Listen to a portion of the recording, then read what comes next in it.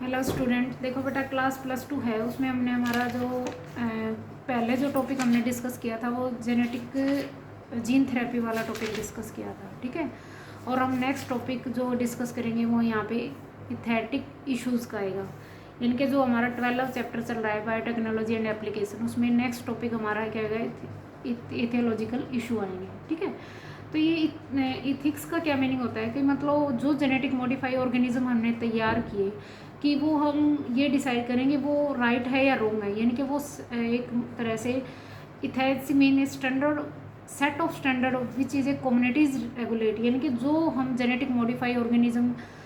बना के वो क्या करेंगे, उसको इंट्रोड्यूस करेंगे कि वो रिसर्च जो बना है, जो भी वैक्सीन है, चाहे जेनेटिक मॉडिफाई कोई क्रॉप है या किसी भी तरह की जो भी चीज़ हमने तैयार की वो हमारे लिए सेफ़ है या नहीं है, और पब्लिक सर्विसेज के लिए हम उसको यूज़ कर सकते हैं या नहीं कर सकते, ठीक है। तो यहाँ पे नेक्स्ट बायो इथिक्स का मतलब भी यही चीज़ है कि standard of may be use regulate, कि वो जो एक्टिविटीज़ है बायोलॉजिकल वर्ड में हम उसको यूज़ कर सकते हैं या नहीं है, ठीक है। इसमें सिंपल कुछ डेफिनेशंस होंगे, जैसे बायोपोटेंट की डेफिनेशंस आएगी, ठीक है। तो मेजर बायोलॉजिकल इशू में यही चीज़ है कि जो यूज़ ऑफ बायोटेक्नोलॉजी में ग्रेटर सफरिंग फ्रॉम दस, मतलब ये जो यूज़ करेंगे अपन बायोटेक्निक्स के अंदर भाई ये ह्यूमन बीइंग के लिए किस तरह कुछ फ़ायदेमंद है, ठीक है, या किसी तरह का कोई रिस्क है इन्वायरमेंट में, या किसी भी तरह की बायोडाइवर्सिटी में किसी तरह की वो प्रॉब्लम क्रिएट कर सकता, ठीक है। तो इसमें भी यही चीज़ बताई गई है कि पोटेंट का मतलब यहाँ पे क्या है कि पहले तो जो भी पोटेंट का मतलब होता है कि गवर्नमेंट के थ्रू अपने को राइट उसको पूरी की पूरी अपने को जो भी इवेंट हमने किया है उसको कमर्शियली पर्पज़ के लिए यूज़ करने से पहले गवर्नमेंट उसको पूरी तरह से अप्रूवल करे कि भाई ये चीज़ राइट है, ठीक है। ए पेटेंट मतलब a right granted by the government to inventor which prevent other the commercially use, मतलब पोटेंट मतलब इंडस्ट्रीज प्रोसेस के अंदर अपन जो भी चीज़ यूज़ बनाएंगे उसको, ठीक है, वो पूरी गवर्नमेंट के थ्रू अथोराइज होनी चाहिए, ठीक है। दूसरा बायो पेटेंट का मतलब होता है कि एक ऑफिशियली लाइसेंस ग्रांटेड होना चाहिए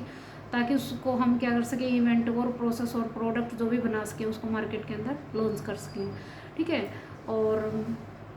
उसके बाद इसमें कुछ जैसे डेफिनेशंस ये बायोपोटेंट की आएगी कि भाई ये बायोपोटेंट क्या है, मतलब वही legal protection use of biological material, यानी कि कोई भी कंपनी है जो भी प्रोडक्ट हम बनाएंगे, ठीक है, वो पूरा का पूरा एक तरह से अथोराइज होना चाहिए, ठीक है, सेफ़ होना चाहिए, और मार्केट के अंदर उसकी जो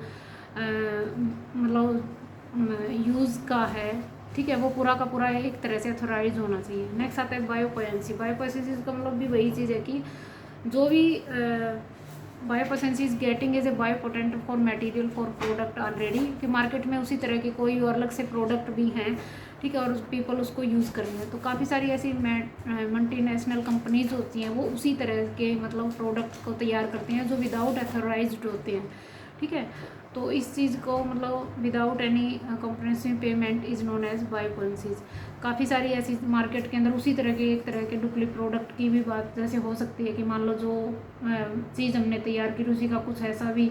हो जो पूरी की तरह से ऑर्गेनाइज्ड अथोराइज्ड ना हो, ठीक है। तो इसके अंदर भी वही चीज़ है कि बायो रिसोर्सेज का मतलब होता है कि bio resources including all organism use by two the commercially benefit के लिए हम उसको क्या कर सकें, यूज़ कर सकें, ठीक है। उसके बाद बायोपेंसीज का एग्जांपल दे रखे हैं, मान लो जैसे वेस्टर्न अफ्रीकन पेप्टाइडिन्स benzenes is known as local person countries, एक प्रोटीन है जैसे वेप्सिन्स, वो कहता है कि 2000 टाइम स्वीटेस्ट होता है शुगर के कंपैरिजन में, ठीक है, उसकी कैलोरिक वैल्यू भी लो होती है। तो लोकल जो वेस्टर्न अफ्रीकन पीपल होते हैं वो इस चीज़ को ज़्यादा यूज़ करते हैं, ठीक है। और बायोपेंसीज में के अंदर प्रोटीन बेंस यूएसए के वर पेटेंट उसको जैसे, ठीक है, उसके जैसे टर्मरिक हल्दी है एक तरह की हर्ब्स होती है तो हीलिंग के लिए यूज़ करते हैं, तो ये भी granted peoples USA healing properties, ठीक है। उसके बाद जैसे नीम है, इंसेक्टिसाइड है, एंटी डायबिटिक मेडिसिन जैसे जामुन है, करेला है, इनकी बायोलॉजिकल प्रॉपर्टीज़ ऐसी होती हैं, ठीक है। तो ये डिफरेंट बासमती राइस है जैसे, ठीक है। उसके बाद बायोवार्स का मतलब ये चीज़ होगी कि बायोलॉजिकल वाइपन जैसे यूज़ करके, ठीक है, जिससे जो ह्यूमन बीइंग के लिए जैसे कोई जम्स है, कोई बैक्टीरिया है, कोई प्लांट्स है, कोई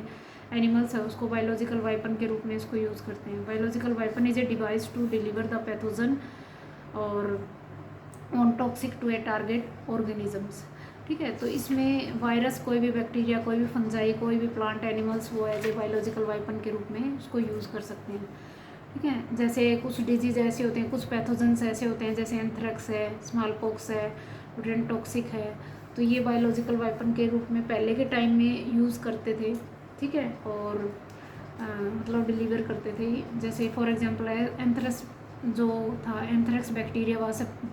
पाउडर रस्टिंग्स जैसे 2001 के अंदर सितंबर यूएसए के अंदर ये डिलीवर किया गया, और इससे स्प्रे की फॉर्म में जैसे उसको एक तरह से डस्टिंग स्प्रेड किया गया। अभी बायोलॉजिकल वेपन के रूप में मतलब उसको क्योंकि थोड़े लो कॉस्ट के होते हैं, ठीक है, और इनविजिबल होते हैं, जल्दी से वो उनका डिफेक्ट, और they are conventionally use to powder and spray के रूप में। कंट्रोल एंड डिफेंस वाई, एक तो इसके लिए मतलब क्या यूज़ करना चाहिए कि गैस मास्क यूज़ करना चाहिए, use of respirator, vaccine possible हो सके, ठीक है, एंटीबायोटिक्स, डिकंटेमिनेटेड आर्टिकल्स और कॉन्टैक्ट विद द वेपन्स, और using of the sensitive detective system,